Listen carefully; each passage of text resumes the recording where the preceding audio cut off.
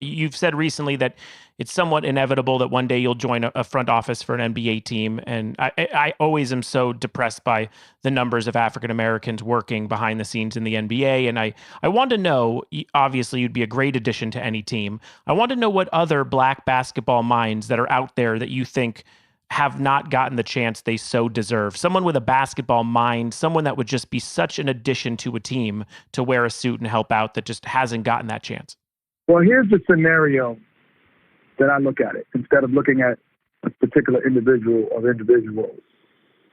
Sports, for some reason, is the only profession where they take your tenure, your experience, and your expertise. And when you finish playing it, they say, it doesn't count. You have to start in the mailroom.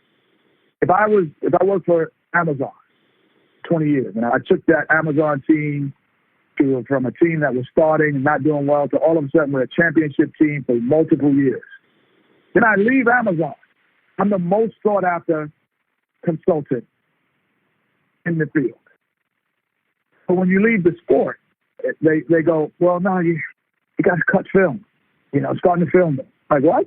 Like, because the information that I've acquired over the 20 years of being a player, 20 years at TNT, between runners, agents, general managers, and players and owners that have called me for information and or guidance. Yeah. I'm on an infantry level thought process, like meaning I see things from that point of view, but I also see it from a bird's eye point of view, which they can only see it at. So I know how this decision is going to affect not only the player, but the agent, the runner, and the mom and the dad. The decision you're making about this person going into the bubble. I know how it affects every element of the person that is going in the bubble. That is an experience that no one else can say. Yeah. If you do your homework and say, I'm really going to be a student of analytics, I'm going to be a student of, business, I can learn that. No one could ever learn those 20 years and those 10 years in the NBA, those 30 years of experience. No one could ever learn that.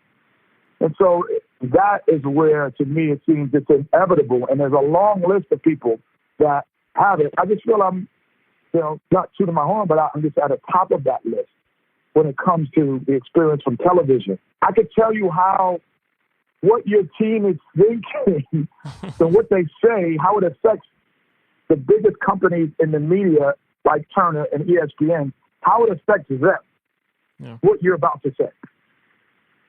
Where do you get that from? I don't know.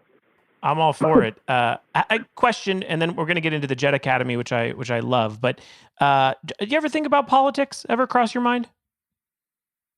Joining? I mean, your mom always says, you're going to be the first black president. That's about it. When you're little, you're like, you could be the first black president. Right. But I never thought of it as a political aspiration. I just think that, I never thought about it. Never thought about politics.